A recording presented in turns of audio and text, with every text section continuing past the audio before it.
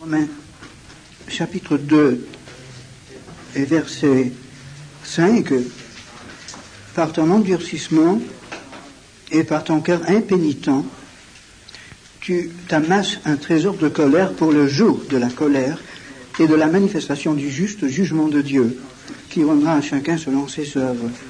Donc c'est l'endurcissement et l'impénitence, le refus de se repentir, qui envoie les hommes en enfer. Et la colère de Dieu se révèle du ciel contre toute impiété et injustice, des hommes qui retiennent injustement la vérité captive. La Bible nous dit très peu sur les gens qui ne savent tout simplement pas la vérité de l'Évangile, les gens qui n'ont pas été évangélisés. La Bible ne nous laisse pas supposer qu'il y ait un espoir pour le salut réellement en dehors de Christ, mais la Bible parle très très peu du cas de celui qui n'a pas entendu, mais la Bible parle beaucoup de ceux qui ont entendu. Et la Bible nous montre que la colère de Dieu est terrible contre ceux qui connaissent l'Évangile ou qui peuvent connaître l'Évangile et qui le refusent. Alors là, la Bible est catégorique, n'est-ce pas? Alors, lorsque les gens nous posent la question, que se passe-t-il pour ceux qui n'ont jamais entendu? Vous dites qu'ils vont tous en enfer, c'est pas juste, etc. Je crois que nous faisons bien de dire, écoutez, on peut très bien laisser cette question à Dieu, au Créateur de tous les hommes, c'est lui qui est le juge, et lui, la Bible nous dit que c'est un juge juste, il sait très bien ce qu'il fait, mais la Bible nous dit surtout ce qui vous concerne, vous qui entendez ces choses. Et la Bible nous dit que si vous refusez l'Évangile, pour vous, il n'y a pas d'espoir, n'est-ce pas? Et je crois qu'il faut, dans la mesure du possible, rapporter le problème sur la question personnelle, celui qui entend l'Évangile. La Bible nous dit beaucoup sur cette question. Mais dans le verset qui suit, l'apôtre Paul nous laisse entrevoir une certaine possibilité du salut pour ceux qui n'ont pas entendu l'Évangile textuellement avec la Bible, qui l'ont peut-être entendu au travers de la nature, avec le peu de lumière que Dieu leur a donné. Regardez verset 6, 7. Dieu réserve la vie éternelle à ceux qui, par la persévérance à bien faire, cherchent l'honneur, la gloire et l'immortalité. Mais l'irritation et la colère à ceux qui, par esprit de dispute, sont rebelles à la vérité et obéissent à l'injustice. Tribulation et angoisse sur toute âme d'homme qui fait le mal, sur le juif premièrement, puisqu'il est plus responsable, puis sur le grec, puisqu'il est moins responsable. Gloire, honneur et paix pour quiconque fait le bien, pour les juifs premièrement, puis pour le grec, car devant Dieu, il n'y a point d'exception de personne. Donc ça, c'est le seul passage que je connaisse dans la Bible qui semble laisser supposer que ceux qui n'ont jamais été évangélisés par un équipoème, par exemple, et qui n'ont jamais connu le Nouveau Testament, mais qui persévèrent à faire le bien, peuvent être sauvés. C'est le seul passage que je connaisse dans la Bible qui laisse entrouverte cette porte. Mais quand on a vécu dans un pays païen, que ce soit un pays catholique ou musulman, et on voit la déformation de l'esprit des gens, on se pose incessamment la question, comment ces gens, si je ne leur prêche pas l'Évangile, comment peuvent-ils jamais faire le bien, n'est-ce pas? Parce que toute leur idée du bien est complètement déformée. Il y a des gourous, des hommes saints hindous qui passent leur vie dans la contemplation et qui attirent nos jeunes aux cheveux longs depuis la Californie jusqu'en Suède pour aller faire un pèlerinage à l'Himalaya pour les rencontrer et pour s'asseoir à ses pieds. Mais ces braves messieurs qui passent leur vie en contemplation et qui parlent de Dieu avec extase, etc., enfin de Dieu, nous ne savons pas quel Dieu, ils sont tout à fait inconscients et indifférents quant à la misère des millions de personnes qui meurent de faim à quelques mètres de là où ils se trouvent, n'est-ce pas? Alors, qui dans le monde en dehors de Christ fait réellement le bien? Et ceux qui s'agitent pour les bonnes œuvres, enfin les humanistes même, qui veulent faire tellement de choses pour soulager la misère des hommes, bien c'est très louable, nous n'avons rien à dire contre, n'est-ce pas? Mais aux yeux de Dieu, parce que toujours les mobiles qui les poussent à faire ces choses, les mobiles eux-mêmes sont impurs, Et le résultat, c'est que pour Dieu, ce n'est pas une bonne œuvre, ce n'est pas faire le bien. Mais Dieu seul connaît le cœur de l'homme. Et heureusement que ce n'est pas à nous de juger les hommes. Ce n'est pas à nous de décider si un homme est sauvé ou non en dehors du Christ. C'est une question qu'il faut simplement remettre à Dieu. Nous savons que tout le monde est inexcusable, donc, a priori, tout le monde peut être sauvé. S'il y a des hommes, des millions, des milliards d'êtres humains qui naissent sans aucune possibilité d'être sauvés, oui, ça serait injuste de la part de Dieu. Mais la Bible nous laisse croire que malgré cela, tous ces milliards, presque tous, naissent, vivent et meurent sans espoir. Et nous voyons de plus en plus le crime de l'Église de Jésus-Christ depuis 2000 ans et le crime d'Israël qui depuis 4000 ans connaît la vérité vis-à-vis du problème de l'humanité. Si l'Église n'apporte pas la vérité du Christ, elle se condamne elle-même. Donc l'évangélisation est quand même la priorité dans l'Église de Christ. Et c'est pour ça que je remercie Dieu tellement de vous avoir suscité. Vous avez peut-être quelquefois l'impression de vous buter à un problème sans solution et de vivre peut-être inutilement. Vous me posez quelquefois la question, pourquoi se donner la peine, pourquoi faire tout ça, etc. Mais je sais que vous êtes dans la pleine volonté de Dieu. Il ne peut pas être autrement. Au moins, vous faites pour ce monde la chose la plus importante, même si ce n'est pas très bien fait, mais je pense que dans votre cas, c'est certainement bien fait, si Dieu peut l'admettre, mais même si ce n'est pas bien fait, au moins, le fait d'apporter la vérité du Christ au monde, c'est la seule chose réellement qui compte. Si toute l'Église avait fait ça dès le début, je crois qu'au bout d'une génération, le monde entier aurait été évangélisé et le Christ serait revenu. Le Christ a attendu 2000 ans parce que l'Église n'a pas fait ce travail. Et maintenant, la tâche devient de plus en plus difficile. Chaque génération qui succède la précédente, trouve la tâche de plus en plus difficile. Actuellement, avec la multiplication de la population du monde, nous nous trouvons devant une situation réellement impossible. Il n'y a que Dieu qui puisse faire face à ce problème. Et puis nous avons les témoins de Jéhovah qui nous devancent. Si l'Église s'était réveillée il y a 50 ans pour faire le travail que nous faisons maintenant, la tâche aurait été beaucoup plus facile que maintenant. Mais chaque fois que l'Église désobéit, la tâche devient de plus en plus difficile. Mais prenons courage parce que Jésus-Christ a dit textuellement dans sa prophétie que l'Évangile sera prêché à toutes les nations et qu'il doit être prêché et qu'alors viendra la fin. Donc nous savons que le monde sera évangélisé. Et le travail d'OM, le travail que vous faites, n'est pas du tout inutile. Nous savons que cela fait partie du plan intégral de Dieu et que Dieu va réaliser le plan. Nous savons que ça se fera, puisque Jésus-Christ l'a dit, n'est-ce pas? Donc, le travail n'est pas en vain, ce n'est pas inutile. C'est d'une importance éternelle. Mais revenons ici.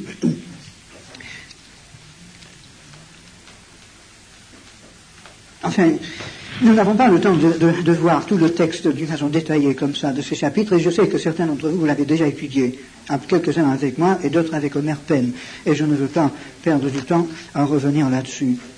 Mais passons au chapitre 3, verset 9. Paul, dans les versets précédents, a fait la comparaison entre les Juifs et les païens. D'ailleurs, vous pouvez marquer, si vous voulez, dans votre Bible, que à partir du chapitre 2, verset 12, jusqu'au verset 3, verset 8, tout cela concerne la responsabilité du juif et la responsabilité du païen, la comparaison entre les deux positions. Et Paul montre que tous, juifs et païens, sont également responsables, mais chacun selon sa lumière, n'est-ce pas? Avant de voir le chapitre 3, regardez encore le chapitre 2, verset 13. Ce ne sont pas en effet ceux qui écoutent la loi qui sont justes devant Dieu, mais ce sont ceux qui la mettent en pratique qui sont justifiés. Et lorsque les païens qui n'ont pas la loi font naturellement ce que prescrit la loi, ils sont eux qui n'ont pas la loi, une loi pour eux-mêmes. Ils montrent que l'œuvre de la loi est écrite dans leur cœur. Leur conscience en rendant témoignage et leurs pensées s'accusant ou se défendant tour à tour. Et c'est ce qui paraîtra le jour où, selon mon évangile, Dieu jugera par Jésus-Christ les actions secrètes des hommes. Donc, nous voyons que il est question du cœur Et au verset 28 et 29, Paul dit que le juif, le vrai juif, ce n'est pas celui qui en a le dehors, et la circoncision, ce n'est pas celle qui est visible dans la chair, mais le juif, le vrai juif, c'est celui qui l'est intérieurement. Et la circoncision, la vraie, c'est celle du cœur, selon l'esprit et non selon la lettre. Alors, verset 9 du chapitre 3, quoi donc sommes-nous, donc les juifs, plus excellents? Nullement, car nous avons déjà prouvé que tous, juifs et grecs, sont sous l'empire du péché.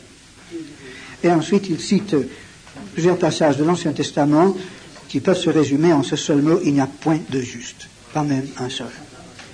Voilà donc l'argument de Paul. Après avoir dit que tout le monde est inexcusable puisque Dieu se révèle dans la nature et que tous ceux qui font le bien peuvent être sauvés, il dit quand même, après tout, eh bien, tous sont sous l'empire du péché puisqu'il n'y a pas un seul juste. Voilà comment Paul résume la position de l'humanité. Et si nous n'admettons pas l'état de l'homme, tel que Paul le montre, eh bien, toute la doctrine qui suit concernant le salut et la justification est inutile. Nous ne pouvons pas avoir une doctrine vraiment évangélique du salut si nous n'avons pas une doctrine évangélique du péché. Et puis, versets 19 et 20, nous savons que tout ce que dit la loi, elle le dit à ceux qui sont sous la loi, afin que toute bouche soit fermée et que tout le monde soit reconnu coupable devant Dieu. Car nul ne sera justifié devant lui par les œuvres de la loi, puisque c'est par la loi que vient la connaissance du péché. Donc Paul montre que réellement, personne ne peut être justifié en faisant le bien, même le juif qui sait mieux que les autres ce qui est le bien, puisque personne n'est capable réellement de faire le bien. Et plus on sait du bien, plus on sait de Dieu, plus on sait de la loi, comme le juif, plus on est coupable. Alors Paul montre que l'état de l'homme naturel est vraiment désespéré. Maintenant, toutes les fausses religions nient cette doctrine. Toutes les fausses religions, et peut-être surtout les témoins de Jéhovah, comme les catholiques, disent que l'homme, il est vrai, il est dans un état terrible, mais il peut se sauver lui-même. S'il fait telle et telle chose, il y a la possibilité de se sauver, n'est-ce pas? Mais Paul montre que l'homme naturel est incapable de faire le bien. Donc, il n'a aucun espoir d'être sauvé. Donc, il est impuissant. Il ne peut rien faire pour son salut. Et à partir du verset 21, jusqu'à la fin du chapitre 5, Paul, maintenant, définit la justification par la foi et la nouvelle naissance. Et ce long passage, donc, chapitre 3, 21, jusqu'à la fin du chapitre 5, c'est le grand argument de la doctrine évangélique, en quelque sorte. Et je pense que vous êtes tous suffisamment au courant pour que je ne m'arrête pas pour analyser tout cela. Et Paul dit au verset 23, « Il n'y a point de distinction, car tous ont péché et sont privés de la gloire de Dieu, mais tous sont gratuitement justifiés par sa grâce, c'est-à-dire par sa générosité, par le moyen de la rédemption qui est en Jésus-Christ. » Le mot rédemption veut dire rachat. Le sang de Jésus-Christ peut payer le prix de notre âme. Et ensuite, nous avons une analyse de ce que nous appelons l'Évangile. Et puis, chapitre 5, verset 1er, Paul montre que, étant justifiés par la foi, nous avons la paix avec Dieu. Regardez encore chapitre 3, verset 21. « Mais maintenant donc, sans la loi, est manifestée la justice de Dieu. » Paul nous dit que la loi de Moïse a été donnée pour définir la justice de Dieu, pour que les hommes puissent connaître la justice de Dieu. Mais par la loi, aucun homme ne pouvait être justifié, puisque la loi les condamnait.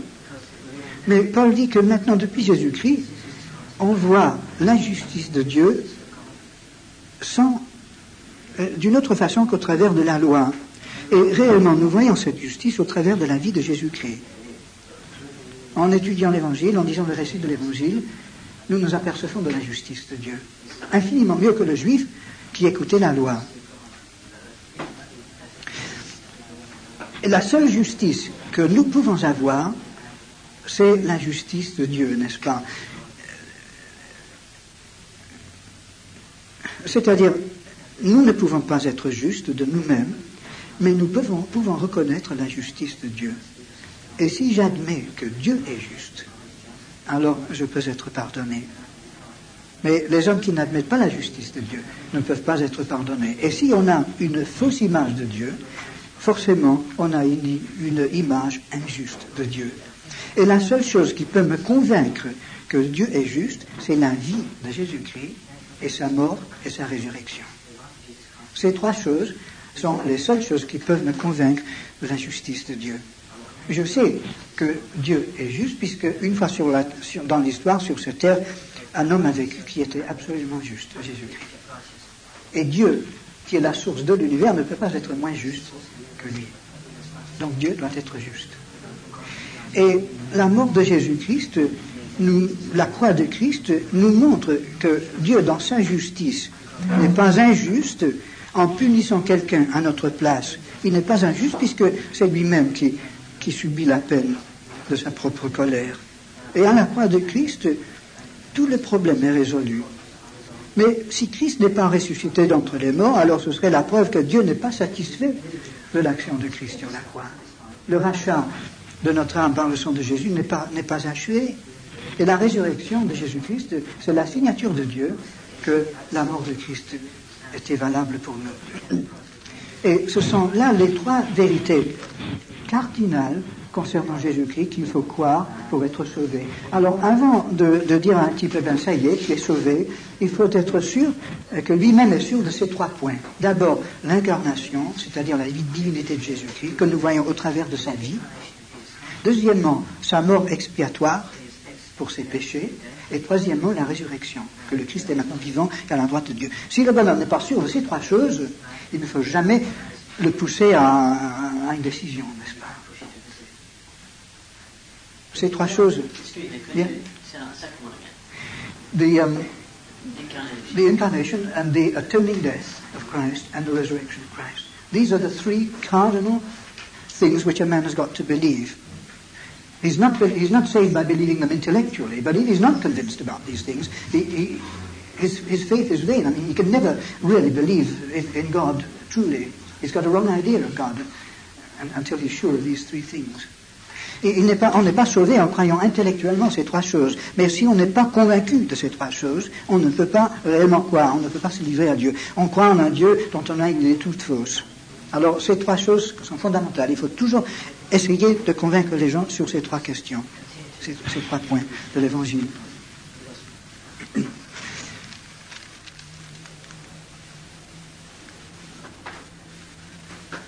Je ne pense pas avoir besoin de dilater sur la foi et la nouvelle naissance. Je pense que vous êtes tous 100% clairs là-dessus.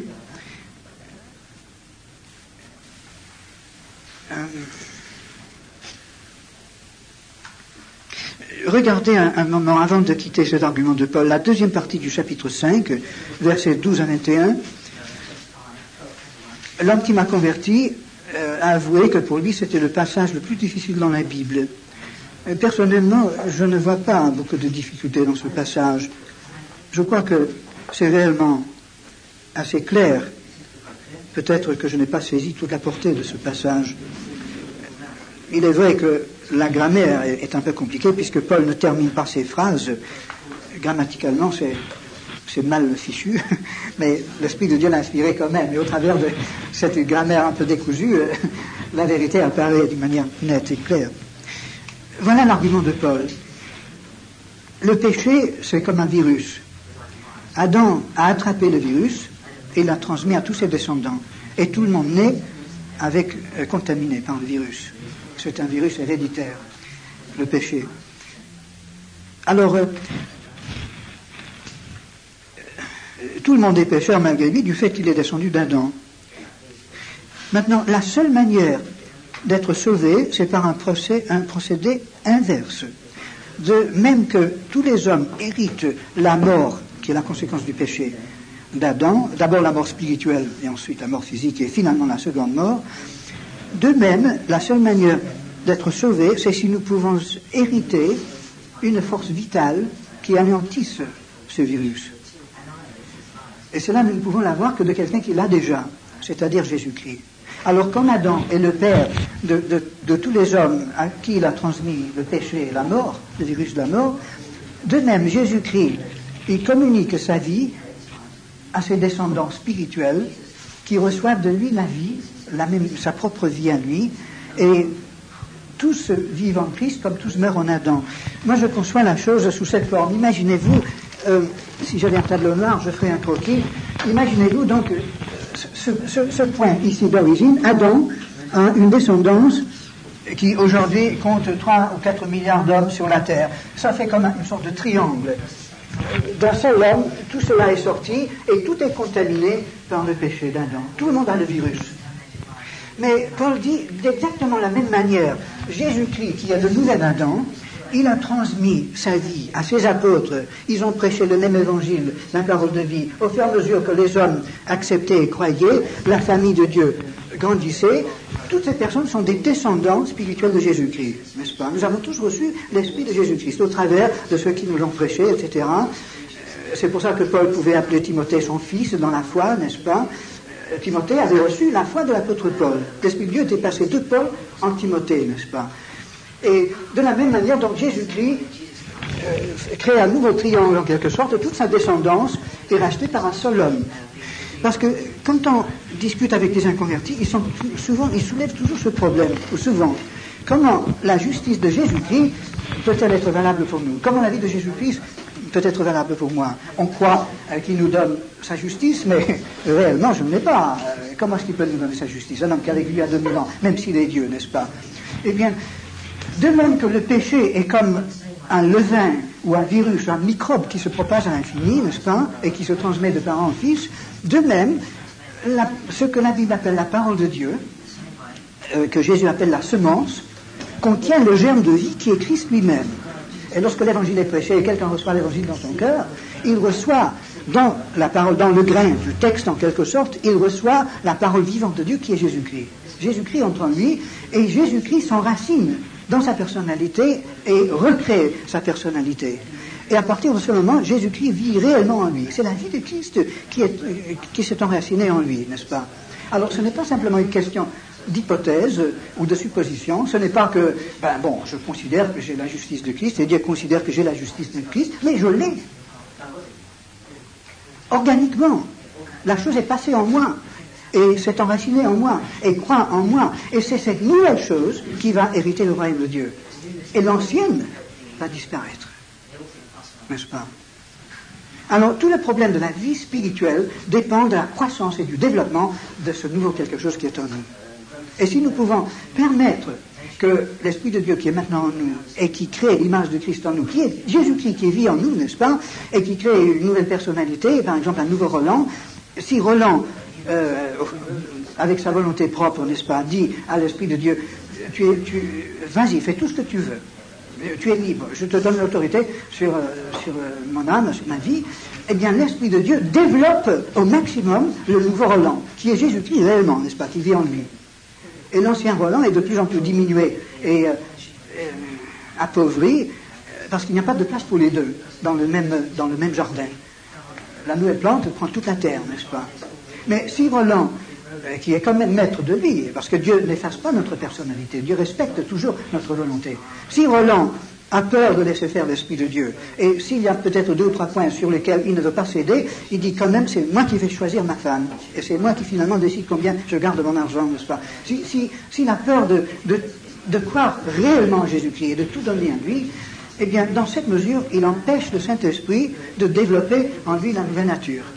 Et la nouvelle nature reste petit, ça existe, mais c'est ce que Paul appelle un bébé en Christ, ou un chrétien charnel, n'est-ce pas? Il est dominé par l'ancien et non pas par le nouveau. Et le problème du chrétien tourne toujours autour de sa propre volonté. Mais par volonté, je ne veux pas dire la force du caractère Généralement, lorsqu'on parle de volonté, on veut dire la force du caractère. Il y a des gens qui ont une volonté forte, il y en a d'autres qui ont une volonté faible. Mais notre sanctification ne dépend pas de notre volonté dans ce sens-là, de notre force de caractère. La volonté, selon la Bible, c'est simplement le choix dont nous sommes tous capables, le choix, la possibilité de dire à Dieu oui ou non. Alors si je dis à Dieu oui, catégoriquement, Dieu me prend au mot. Si je dis non, bien Dieu me prend au mot. Et peu d'entre nous avons la force de caractère de nous pousser à faire des choses que nous ne voulons pas faire. Il y en a d'entre nous qui ont une force de caractère terrible. Mon frère, par exemple, il avait depuis tout jeune une force de caractère terrible. Et il pouvait toujours dominer sur n'importe quelle situation, même sur moi. Il était plus âgé que moi d'ailleurs, et quelquefois il était presque un bourreau. Mais il avait une force de caractère terrible. Moi, j'avais beaucoup moins de force de caractère que lui. J'avais un caractère tout autre. Et je me laissais plutôt abattre par lui. Mais le succès ou la faillite de notre vie spirituelle ne dépend pas de cette force de caractère naturelle. Souvent, le chrétien qui a une grande force de caractère fait gaffe sur gaffe. Il active, il galvanise tout le monde, il entraîne tout le monde, mais ce n'est pas l'Esprit de Dieu qui le fait. Et finalement, il fait tellement de dégâts que probablement qu'il achète beaucoup moins que le chrétien plus faible, mais qui travaille uniquement par l'action de l'Esprit de Dieu. Parce que quand on a cette force de caractère, généralement, on s'appuie dessus au lieu de s'appuyer sur Dieu seul. Alors réellement, j'arrive. Réellement, n'est-ce pas, notre succès ne dépend pas de cette force de caractère, mais dépend uniquement de notre choix devant Dieu. Alors le plus faible d'entre nous peut dire à Jésus-Christ, je te connais assez bien pour savoir que tu n'abuseras pas de moi et je te donne les droits. Je sais que je suis incapable, mais je te donne toute la permission de faire ce que tu veux. Et c'est ça qui compte pour Dieu. Alors là, Dieu accepte notre porte ouverte et il fait le travail. Malgré nous, il le fait. Qu'est-ce que tu veux dire? Question du tribunal du chrétien, n'est-ce pas? Et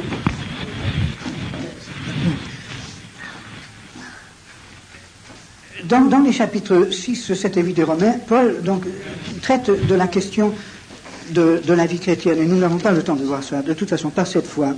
Mais regardez un seul instant au chapitre 6. La première partie du chapitre 6 nous dit que nous sommes morts avec Christ. Pour Dieu, nous sommes morts. Et la deuxième partie du chapitre 6 nous dit que du fait que Dieu nous considère comme morts et que notre ancienne personnalité est réellement morte et elle disparaîtra le jour de notre mort physique, du fait que Dieu a déjà fait ce grand travail en nous, eh bien, comptons là-dessus de manière à bâtir toute notre vie sur cette vérité. Si mon ancienne nature est morte, alors pourquoi vivre encore pour cette vieille nature? Pourquoi encore bâtir dessus? C'est idiot. Et Paul nous dit que chez le chrétien, il y a deux forces. Il y a l'ancienne qui est vouée à l'extinction, heureusement, et il y a la nouvelle. L'ancienne, c'est le péché, c'est le virus. Et le virus, c'est plus fort que nous. Personne ne peut vaincre le virus, comme personne ne peut vaincre le virus du cancer de lui-même, évidemment. Si c'est opéré, ça c'est autre chose, mais on ne peut pas. Si vous avez le cancer, eh bien vous êtes fichu, à moins qu'il y ait une intervention de l'extérieur qui l'enlève. Mais vous êtes perdu à une seule cellule de cancer, c'est plus fort que vous, n'est-ce pas? Alors Paul dit que le péché, c'est plus fort que nous, c'est notre maître. Et on a beau lutter, on peut peut-être se libérer sur certains points, mais sur d'autres points, on est finalement rongé et perdu. Paul dit, la seule manière d'échapper à l'autorité du péché, c'est de changer de maître, d'accepter l'autorité intégrale de Christ. Et si nous acceptons d'être esclaves de Jésus, eh bien, nous sommes délivrés de la puissance du péché. Donc la seule manière d'avoir, d'une manière pratique, dans notre vie quotidienne, la victoire sur le péché, c'est d'admettre l'autorité totale de Jésus-Christ. Donc par l'obéissance absolue à Jésus-Christ et à sa parole. Oui. Et quand même, terminé, n'est-ce pas, Paul nous dit dans ces chapitres qu'il y a deux façons de vivre en tant que chrétien. On peut être dominé par l'ancienne nature, ou on peut être dominé par la nouvelle nature, c'est-à-dire par l'Esprit de Dieu. Et naturellement, si je suis chrétien charnel et je me laisse dominer par l'ancienne nature, le fruit que je porte pour Dieu est très petit et assez minable, et tout ce que je fais, naturellement, la plupart de mon temps est perdu. Alors comment voulez-vous qu'au retour de Christ, lorsqu'il me placera dans son royaume, qu'il me donne une grande position de responsabilité. Ce serait inconcevable. Si par exemple, je pense à certains chrétiens que je connais qui ont fait dégâts sur dégâts, qui ont rebuté des gens et qui ont détourné des gens de l'évangile, qui ont divisé l'Église, eh bien, comment voulez-vous que Jésus-Christ, à son retour, les couronne d'honneur et de gloire, et leur dit, bon, alors tu auras la Provence, tu auras la région parisienne, n'est-ce pas? Mais c'est inconcevable. Mais par contre, s'il y a un pauvre petit type isolé dans un patelin de la France qui n'a pas eu beaucoup de possibilités de rayonner parce qu'il était limité par ses circonstances, mais qui a quand même fait un boulot formidable pour Dieu dans son coin et qui a été 100% fidèle, qui a perdu, qui a fait faillite pour ne pas faire des déclarations injustes pour les impôts, etc. Enfin, qui a tout accepté, qui est allé même en prison parce qu'on l'accusait faussement, mais il n'a pas renié sa foi. Eh bien, au retour de Christ, Jésus dira, bien mon petit, quand tu étais sur la terre, tu n'avais pas beaucoup de possibilités de me servir, mais tu as exploité au maximum ta foi. Et maintenant, j'ai une grande situation pour toi dans mon royaume. Spirituellement, tu es grand, tu as grandi, tu as développé ta foi énormément, ou plutôt tu as permis que mon esprit l'engrandisse. Alors j'ai une grande situation pour toi. Et au retour de Christ, n'est-ce pas, nous aurons chacun dans le royaume de Dieu la place qui correspondra à la manière dont nous avons vécu en tant que chrétiens. Alors ça, c'est tout à fait juste, n'est-ce pas? Et l'apôtre Paul distingue très nettement entre le salut de l'âme, c'est-à-dire la nouvelle naissance et la sécurité éternelle, et la récompense du chrétien. Il faut bien distinguer ces deux choses. Et voilà, nous passons donc au deuxième aspect du jugement de Dieu. Le chrétien, à mon avis, ne sera jamais jugé au grand jour du jugement. Il sera jugé avant. Et notre jugement, Paul nous le fait comprendre très nettement, sera au retour de Christ. Lorsque le Christ reviendra, nous savons qu'il reviendra avec un éclat de gloire, Israël se convertira et les nations se soumettront à lui. Mais nous qui connaissons le Christ, déjà, nous n'attendrons pas son retour sur terre pour le voir et le rencontrer. La Bible nous dit que nous irons à l'encontre du Christ dans les airs. Comme du temps de l'apôtre Paul, dans l'Empire romain, quand il avait un gouverneur ou un général qui s'approchait d'une ville, qui visitait une ville, on appelait cette visite sa parousie, sa présence, son arrivée, sa visite. Eh bien, Paul parle de la parousie du Christ, de son retour, de sa présence. Et lorsque c'était un homme très important qui visitait une ville, il fallait que le gouverneur de la ville et tous les citoyens majeurs aillent à sa rencontre. Si on attendait que le bonhomme arrive dans la ville, sans la cérémonie d'aller le rencontrer et de revenir en cortège avec lui, c'était un insulte mortel. Et le bonhomme venait pour apporter un jugement sur la ville. Alors, si l'homme était important, il fallait aller à sa rencontre. Et plus l'homme avait de l'importance, plus il fallait aller loin pour le rencontrer. Et nous avons des cas historiques de délégations qui sont sorties d'une ville ou d'un pays pour aller rencontrer un général et qui ont fait 50 kilomètres pour le rencontrer et pour l'accompagner à son retour. Alors Jésus-Christ, c'est le grand roi des rois. Et quand il reviendra, nous n'attendrons pas comme les autres sur terre sa venue comme ça, mais nous irons à sa rencontre.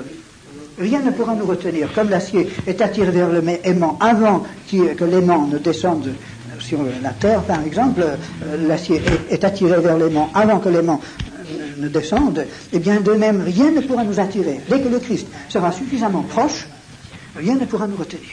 Nous serons attirés vers lui avec une infinité spirituelle terrible qui même changera notre corps. La proximité de la parousie de Christ sera comme une sorte de force atomique ou électrique spirituelle qui transformera même la forme de notre corps. Et nous irons à l'encontre du Christ. Nous rencontrons le Christ avant qu'il ne descende sur terre.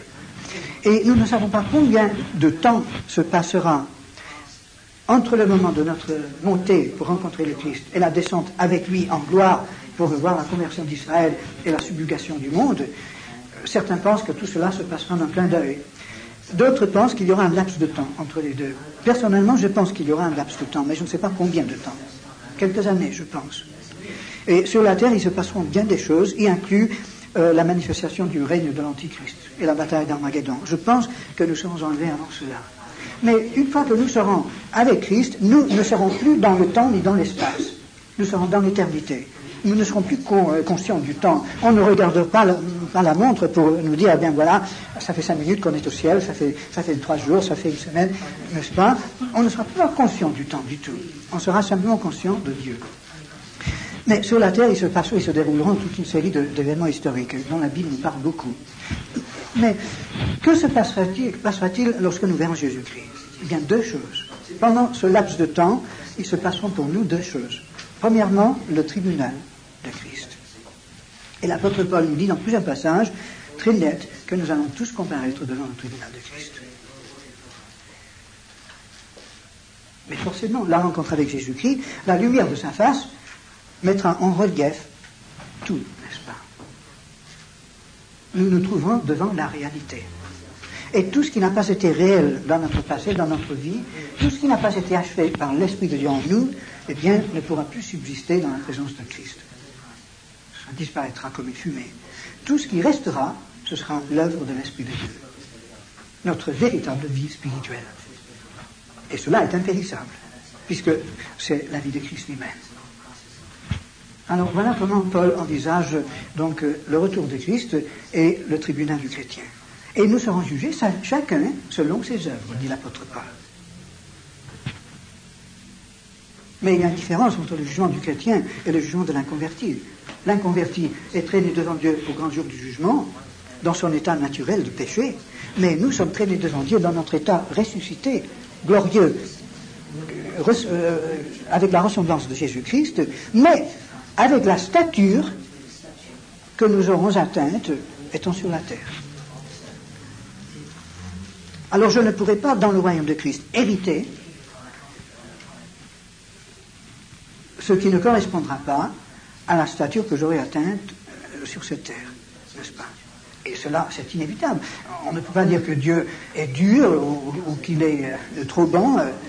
C'est tout simplement dans la nature de Dieu que tout doit être juste et réel, n'est-ce pas? C'est simplement parce que nous nous trouvons devant la nature de Dieu, devant la face de Dieu, et les choses ne peuvent pas se passer autrement. Alors ça, c'est le tribunal du chrétien.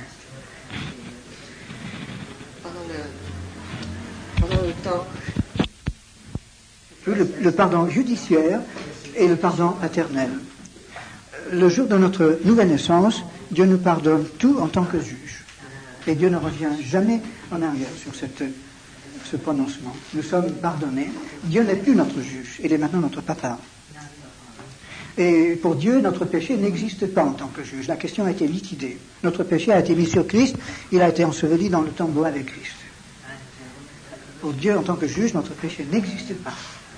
Et lorsque je pêche en tant que chrétien, Dieu ne voit pas ce péché, il voit la justice de Christ. Mais ma conscience voit le péché. Moi, je suis conscient du péché, n'est-ce pas? Et naturellement, le diable exploite cette situation. Il exploite ma conscience du péché pour me décourager et me mettre par terre. Et il veut me faire croire que Dieu m'accuse et me condamne, n'est-ce pas? Et ma raison donne raison au diable, n'est-ce pas? Lorsque le diable me dit Dieu est dégoûté de toi, Dieu ne peut pas te voir, etc., c'est pas la peine de prier, de témoigner, alors ma raison dit mais c'est vrai, n'est-ce pas? Et le diable nous donne ses pensées lorsque nous péchons. Mais Dieu nous dit textuellement dans le Nouveau Testament que Dieu ne voit pas notre péché. Tout est pardonné, n'est-ce pas? Alors comment réconcilier notre mauvaise conscience qui nous accuse et qui écoute la voix de l'accusateur qui est le diable avec la déclaration de la Bible que Dieu ne voit pas nos péchés? Et le fait existe, et le Nouveau Testament le reconnaît, que nous avons besoin, en quelque sorte, d'un nouveau pardon de Dieu. Nous n'avons plus besoin du pardon judiciaire de Dieu. Sinon, nous n'aurions jamais de sécurité. Chaque fois qu'on péchait ou qu'on soupçonnait le péché, on perdrait son salut ou sa sécurité ou son assurance, n'est-ce pas? Alors, on serait absolument paralysé spirituellement. Mais nous avons besoin du pardon paternel de Dieu. Non pas pour retrouver notre salut initial, mais pour retrouver notre communion avec Dieu. Alors, Dieu nous demande d'être simplement honnêtes, de ne pas nous esquiver devant le péché, de ne pas nous justifier et dire simplement que c'était de la faute à lui ou c'était de la faiblesse, mais Dieu nous demande de reconnaître tout ce qui est imparfait, tout ce qui n'est pas selon la stature de Christ. Dieu nous dit alors mesure sans cesse ta vie contre celle de Jésus-Christ. et contre son enseignement. Et tout ce dont tu es conscient comme faillite, eh bien, confesse-le, admets-le. Et l'apôtre Jean dit dans son épître, 1 Jean, chapitre 1er, verset 9, il faut retenir ce verset, si nous, les chrétiens, nous confessons nos péchés, Jean 1, 9, si nous confessons nos péchés, Dieu est fidèle et juste pour nous les pardonner et pour nous purifier de toute iniquité. Alors, de même que nous avons cru en Christ pour le pardon judiciaire de Dieu, il faut chaque fois qu'on est conscient d'avoir péché, il faut chaque fois croire en Christ pour le pardon paternel de Dieu. Et instantanément, nous avons le pardon paternel de Dieu. Instantanément, sans aucun mérite de notre part. Et il faut le croire, n'est-ce pas? Et le diable fait tout son possible pour qu'on ne croie pas à ce pardon. Et nous tourmente avec notre péché. Alors, le chrétien, personne ne peut vivre sur cette terre sans péché, mais tout chrétien peut retrouver instantanément sa communion avec Dieu, après avoir péché. Et Dieu le veut, n'est-ce pas? Naturellement, le diable nous dit, mais écoute, après avoir fait un truc comme ça, Dieu ne peut plus revenir à Dieu. Il faut peut-être attendre 3 jours, 1 semaine, 1 an, te repentir, pleurer, te discipliner, faire des résolutions. Tu ne peux plus recommencer à prier maintenant. Et c'est exactement ce que le diable veut. Lorsqu'on pêche, le diable veut enfoncer notre figure dans le fumier, n'est-ce pas?